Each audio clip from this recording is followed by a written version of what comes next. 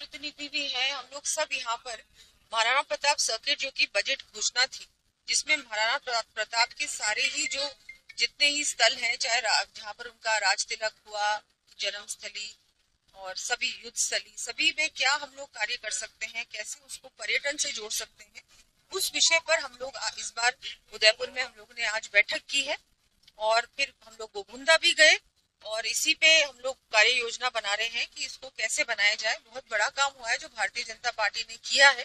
धन्यवाद देना चाहूंगी हमारे माननीय मुख्यमंत्री जी का, माननीय प्रधानमंत्री। बजरंगी जो है बड़ौदा हाउस आए, क्या रीजन था? देखो, उन्होंने शायद आज पार्टी ज्वाइन की है और करेंगे मतलब, और वो रिजाइन देने आ रहे हैं। तो ये उनका व्यक्तिगत फैसला है, पर्सनल चॉइस है उनकी कि वो पार्टी में जाना चाहते हैं। बाकी मेरा मानना ये है कि कहीं ना कहीं हमें त्याग कर देना चाहिए। और बाकी जो हमारा जो आंदोलन था, जो बहन बेटियों की लड़ाई थी, वो उसको गलत रूप ना दिया जाए। मैं अभी भी उस पर डट के खड़ी हूँ। महिलाओं के लिए जो रेसलिंग में जो शोषण होता था और जो हमारा आंदोलन है, वो अभी भी मेरी तरफ से बिल्कुल जारी है। और बस मैं यही कहना चाहूँगी कि मैं हमेशा से रेसलिंग के लिए सोचती आई हूँ, रेसलिंग के हित में काम करती आई हूँ और हमेशा करती रहूँगी। मेरे पास भी ऑफर आए बड़े, लेकिन मुझे यूँ था कि मैं जिस चीज़ से जुड़ी हूँ, जो मैंने एक अच्छी शुरुआत की है, मैं उसको पूरा लास्ट तक लेकर जाऊँ। और जब तक जो है फेडरेशन हमारी क्लीन नहीं हो जाती, बहन बेटियों का शोषण बंद नहीं हो जाता, तो मेरी लड़ाई हम जो है जारी रहेगी। साक्षी जी, एक सवाल ये है कि जो राजनीति ज्वाइन करने का उन्होंने फैसला किया है, इसको आप किस तरह से देख रही हैं? हाँ देखो, ये तो उनका पर्सनल फैसला है।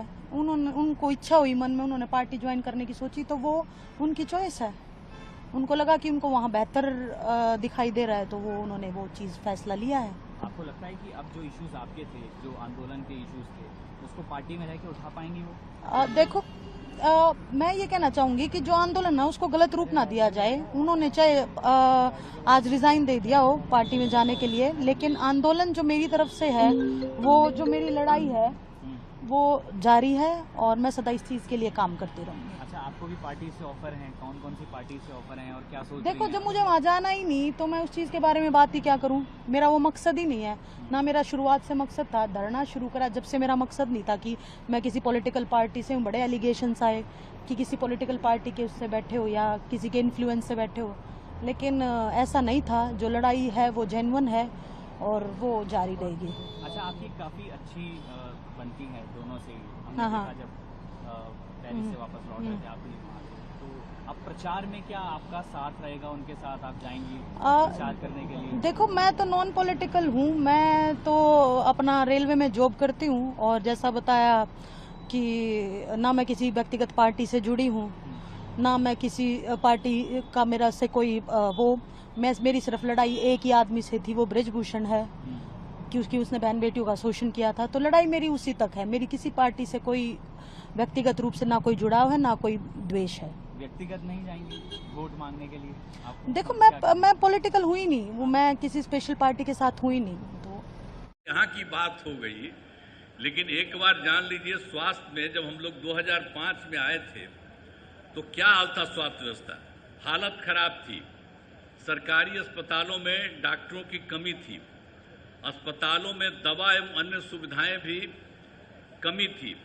प्राथमिक स्वास्थ्य केंद्र में तो इलाज के लिए प्रति माह करीब करीब 39 मरीज ही आते थे, यानी एक दिन में एक या दो, ये कुल मिलाकर के एक महीने में उतना होते थे, इतना कम था। तो जब हम लोगों ने जैसे ही सरकार में आए थे, नवंबर 2005 की बात है, तो 2006 से अस्पतालों में मरीजों को मुफ्त दवा देने की शुरुआत की गई और इसके शुभारंभ के लिए तत्कालीन महामहिम उपराष्ट्रपति श्रद्धेय श्री भैरव सिंह शेखावत जी पटना आए थे। उन्हीं को हमने अनुरोध किया था, वो आए थे और उसी में उद्घाटन हुआ। तो आप समझ लिए कि मरीजों के मुफ्त दवा का इंतजाम हुआ। तो ये सब काम शुरू कर दिया गया। साथ ही डॉक्टरों की बहाली की गई, अस्पतालों में डॉक्टरों की उपस्थिति सुनिश्चित कराई गई और मुफ्त स्वास्थ्य जांच एम्बुलेंस की सुविधा की गई, ये सब काम कराया गया। अब सुविधाएं काफ़ी अच्छी हो गई है। अब जिसके कारण आप जानते हैं प्राथमिक स्वास्थ्य केंद्र, अभी जो आपको पहले बता रहे थे प्राथमिक स्वास्थ्य केंद्र में एक महीना में 39 मरीज, लेकिन अब इतना काम किया है कि प्राथमिक स्वास्थ्य केंद्र में हर महीने 11,000 से अधिक मरीज पहुंच रहे हैं। तो आप समझ लीजिए, आप पहले वाले क्या करते थे, कुछ करते थे? अभी तक जितना बढ़ाई दें, अब आजकल मीडिया वाले आप लोग हैं, सबका खूब छपवैबे करते।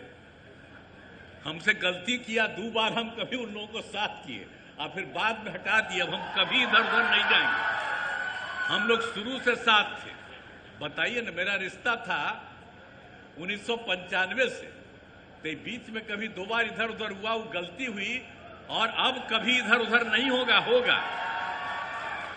लेकिन अगर देख लीजिए, कभी कोई काम किया था जी लोग, लेकिन झूठे वो सबके पर्चा छपता रहता। हम आजकल देखते हैं बिहार के अखबार में, दिल्ली के अखबार में भी छपा रहता। कोई काम किया है क्या?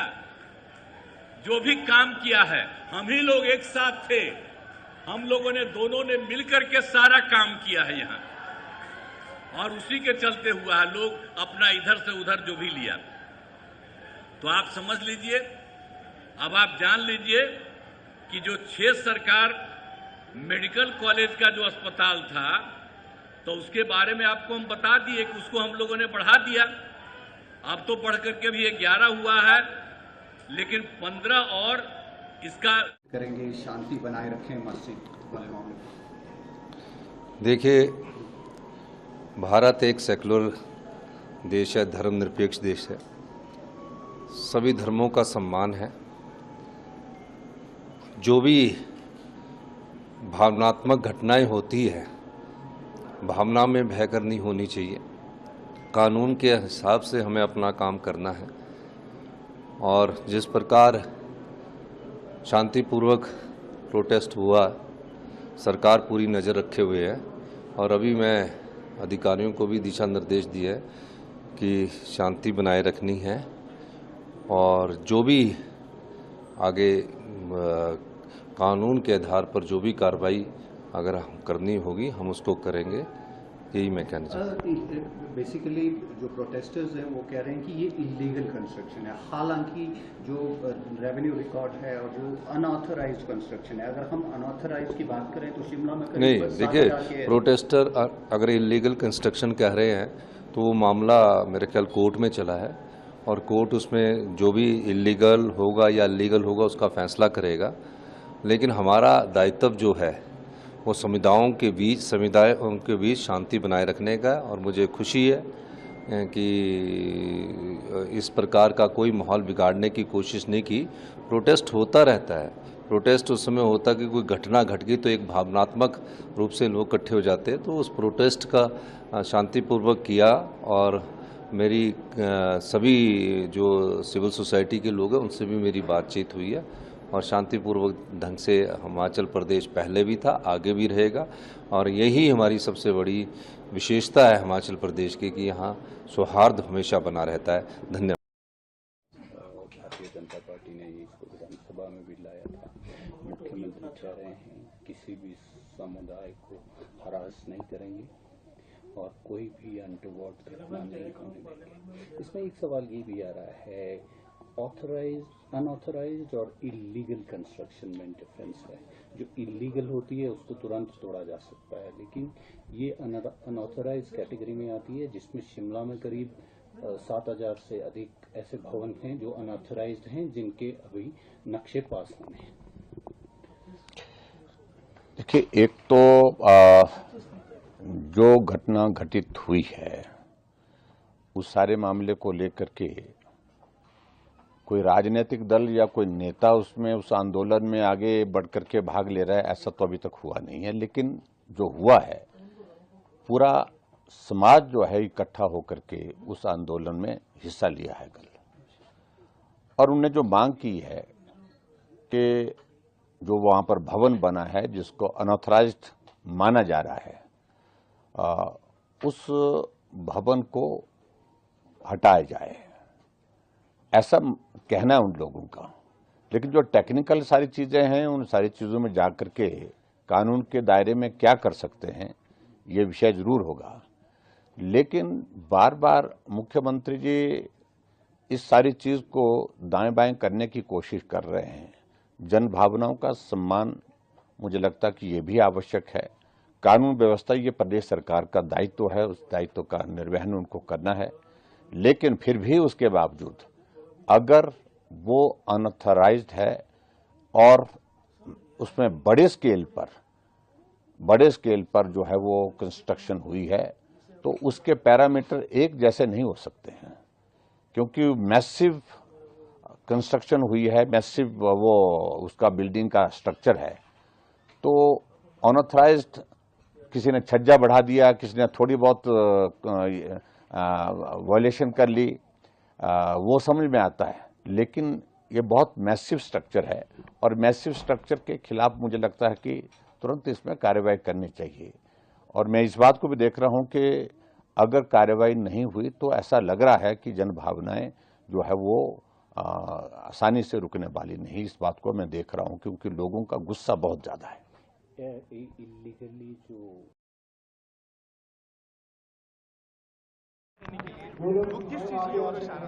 देखिए, भारत दुनिया का अकेला देश है जिसने सारे विश्व को वसुधैव कुटुंबकम का संदेश दिया है। भारत सदैव से शांति का पुजारी रहा है और आगे भी रहेगा। लेकिन आज जैसी वैश्विक परिस्थितियां हैं, उनको देखते हुए मैंने यही सारे अपने आर्मी कमांडर्स को मैंने कहा था कि विश्व में शांति की स्थापना के लिए और स्वयं भारत में भी शांति की स्थापना के लिए सदैव हम लोगों को युद्ध के लिए तत्पर रहना चाहिए, तैयार रहना चाहिए। इस उद्देश्य से कहा था ताकि किसी भी सूरत में हमारी शांति भंग न होने पाए। धन्यवाद। नमाज के लिए मस्जिद में लोग जाएंगे, क्या अपील करेंगे शांति की, क्योंकि कल प्रोटेस्टर्स आए थे, किस तरह से देखते हैं और ओवरऑल माहौल क्या है, मामला क्या है, क्योंकि इसमें अनऑथराइज्ड और इलीगल कंस्ट्रक्शन की भी बात की जाती है।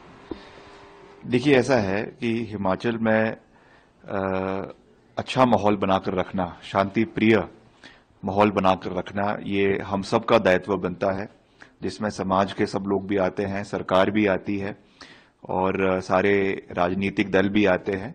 तो मेरा सबसे ये विनम्र निवेदन है कि ये जो मसला है, ये एक सब जुडिस मसला है जो म्युनिसिपल कमिश्नर के कोर्ट में लगा हुआ है और अवैध कंस्ट्रक्शन का मसला है। तो इसमें हमें बहुत ज्यादा इसको राजनीतिक तूल देने की आवश्यकता नहीं है। हम सबकी भावनाओं की कदर करते हैं। मैंने कल भी कहा था कि हिमाचल में धर्मांतरण का कानून कांग्रेस पार्टी की सरकार ही लेकर आई थी, इसमें कोई दो राय नहीं है। और हिमाचल में जितने भी मंदिरों का निर्माण हुआ है वो भी अधिकतर कांग्रेस पार्टी की सरकार के समय में ही उसमें बजट दिया गया है। तो मैं सबसे ये विनम्र अपील करना चाहूंगा कि कोई भी ऐसा कदम ना उठाए जिससे हमारी शांति प्रदेश के अंदर उसके ऊपर एक प्रश्न चिन्ह लगता है। और जैसा मैंने कल भी कहा था और विधानसभा में मैंने अभिभाषण में भी कहा कि हम जो भी कार्रवाई सरकार करेगी वो कानून के दायरे में रहकर करेगी।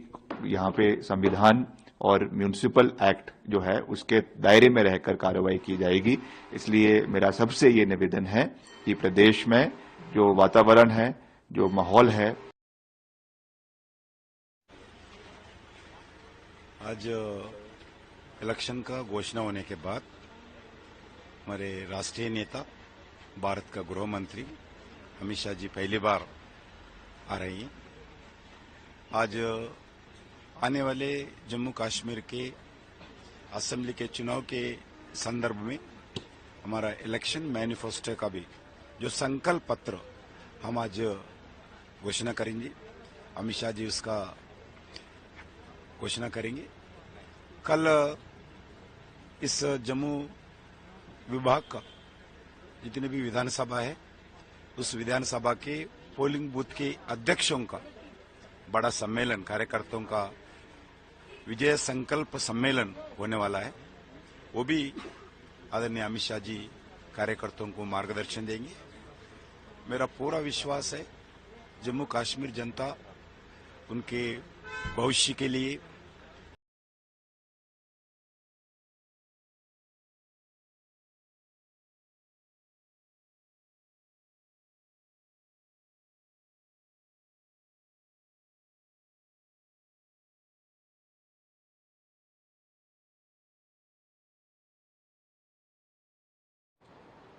बहनों और भाइयों, आज उत्तर प्रदेश तेजी के साथ आगे बढ़ रहा है। हर एक क्षेत्र में हमने प्रगति की है। हाईवे बन रहे हैं, रेलवे का नया नया विस्तार हो रहा है, मेट्रो की नई नई सिटी मेट्रो की पब्लिक सर्विस के साथ जुड़ने का काम कर रही है। पब्लिक ट्रांसपोर्ट के बेहतरीन साधन आज नगरीय क्षेत्रों में हम मेट्रो के माध्यम से दे रहे हैं। एयर कनेक्टिविटी भी बेहतरीन तरीके से जुड़ रही है, लेकिन साथ साथ नौकरी और रोजगार की भी नई संभावनाओं को आगे बढ़ाने का काम किया जा रहा है। मुझे बताते हैं, प्रसन्नता गिद्ध संरक्षण केंद्र में, जो जटायु संरक्षण केंद्र के रूप में है, इस जटायु संरक्षण केंद्र में केयरटेकर के रूप में यहां वनटांगिया से जुड़े हुए भी कुछ लोग काम कर रहे हैं, जो इस कार्यक्रम के साथ जुड़े हुए हैं। यानी लोकल स्तर पर ही उनको नौकरी भी प्राप्त हो जा रही है। यानी एक कार्य सरकार के द्वारा किया गया और उस कार्यक्रम को आगे बढ़ाने का भी, प्रकृति को भी बचाना है, लेकिन प्रकृति के एक एक जीव और जंतु के प्रति भी हमारे यहां दायित्व बनता है और उसी दायित्व का निर्वहन करने के लिए आए हैं।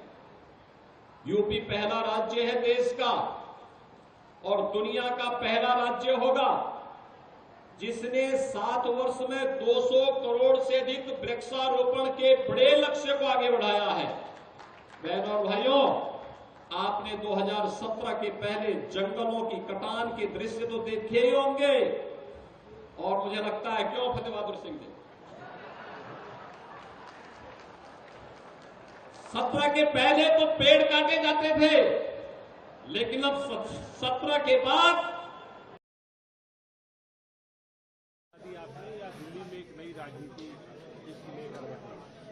देखिए, मुझे खुशी है कि आज राजेंद्र पाल गौतम जी, जो सामाजिक न्याय की एक बड़ी लड़ाई में अपने आप को सम्मिलित रखते थे और उसके अग्रणी के रूप में काम कर रहे थे पूरे देश में, आज उन्होंने कांग्रेस का दामन थामा है।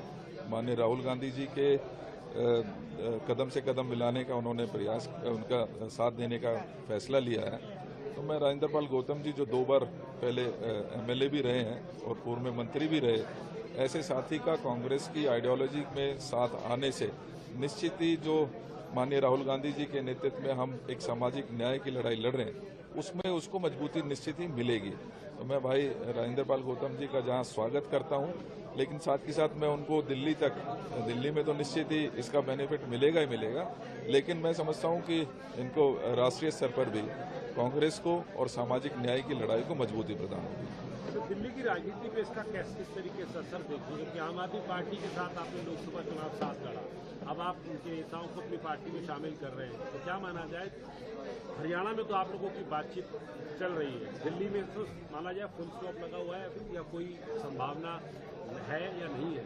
देखिए, मैं शुरू से कहता हुआ आ रहा हूँ कि दिल्ली में हमने लगातार ग्राउंड पे काम किया है, अपनी मजबूती को बनाने का काम किया है और इस दौरान बहुत सारे साथी आम आदमी पार्टी से, भारतीय जनता पार्टी से, पार्टियां छोड़कर हमारे परिवार में शामिल हो रहे हैं। पिछले 10 दिनों से लगातार ये कारवां जारी है। उसी क्रम में आज यहाँ एआईसीसी में भी राजेंद्र पाल गौतम जी ने जहाँ किया, वहीं 3:30 बजे फिर कुछ शिक्षाविद, हमारे वकील और वो लोग प्रदेश कांग्रेस कमेटी में जोड़ेंगे।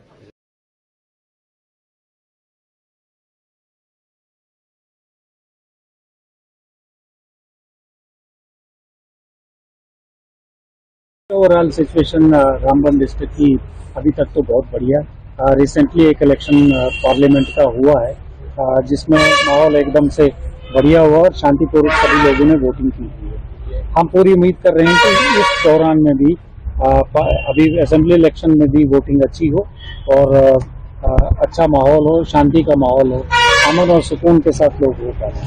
हमें डोडा की साइड से जो इंसिडेंट्स हुए हैं और बाकी कहीं से भी उधमपुर में इंसिडेंट्स हुए, उनका पूरी जानकारी है, उसको ध्यान में रखे हुए हैं।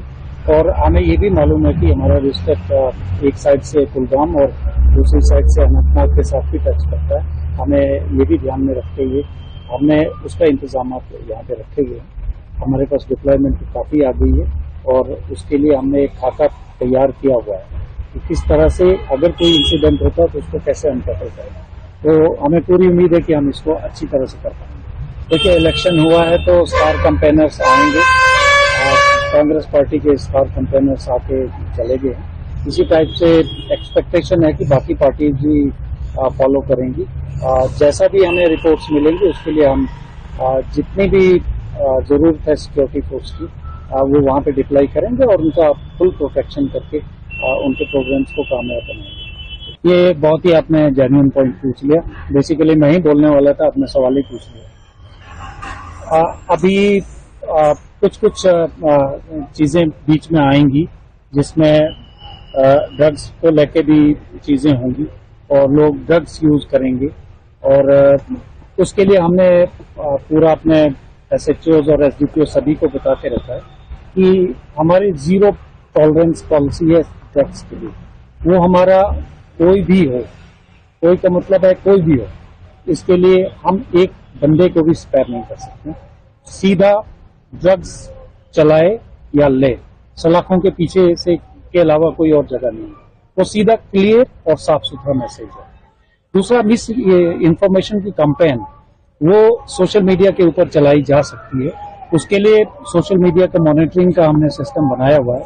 हम सोशल मीडिया के ऊपर मॉनिटरिंग कर रहे हैं और बताना चाहते हैं सभी को कि कई लोग बहुत शौक में कुछ बातें कह देते हैं और उसका इम्पैक्ट बहुत ज्यादा होता है। पब्लिक की ट्रेंक्विलिटी और पब्लिक का अमन अमान में फर्क पड़ता है। मैं इस आपके माध्यम से उनको सूचित कर देना चाहता हूं कि इस टाइप की कोई कैंपेन न करें, नेगेटिव चीजों को फैलाने की कोशिश न करें। अगर आपका कहीं पे कोई भी है, कोई प्रॉब्लम है, तो आप पुलिस या एडमिनिस्ट्रेशन के साथ अपनी बात रखिए, उसके ऊपर गौर किया जाएगा, उसके लिए रास्ता ढूंढा जाएगा। लेकिन नेगेटिव कैंपेन ना हो। नेगेटिव कैंपेन होगी तो कार्रवाई अमल में लाई जाएगी, इसमें कोई दूसरी बात नहीं। तो हमने आइडेंटिफाई किए हुए हैं। हाल ही में एक इलेक्शन हुआ था, उसके बाद में और इलेक्शन आया है, उसमें आइडेंटिफिकेशन हो गई है और उनको कैसे टैकल करना उसका डिप्लॉयमेंट प्लान तैयार किया जा रहा है। अभी तो कबल वक्त होगा कि प्लान बन चुका है कि नहीं, अभी बन रहा है प्लान, बट ये सारी चीजें इसमें हम कंसिडरेशन में रख के बेहतरीन सा एक प्लान निकालेंगे so that free and fair election हो। हर एक वोटर को भी सिक्योरिटी का एहसास हो, आम आदमी को अपना सिक्योरिटी का एहसास हो और कैंडिडेट्स और उनके साथ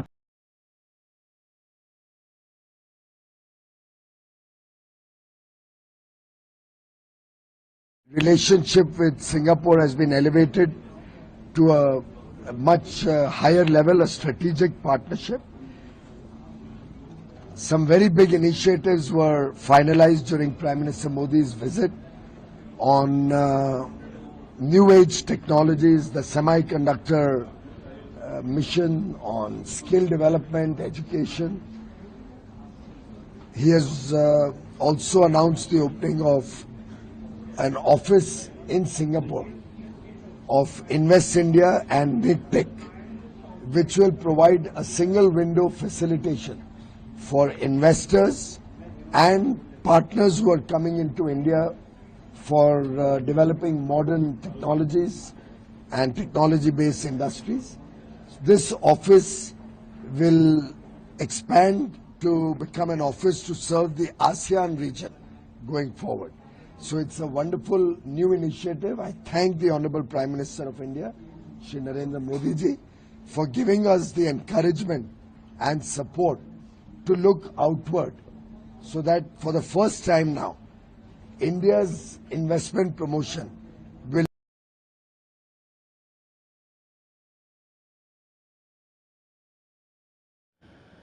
स्वास्थ्य मंत्री था 2019 में,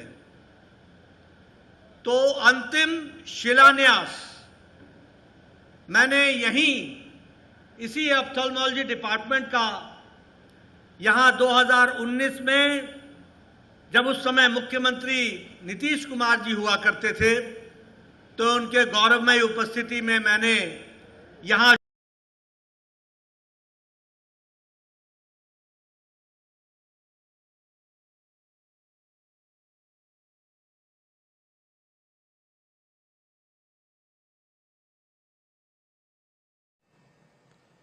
साथियों, जल संचय ये केवल एक पॉलिसी नहीं है,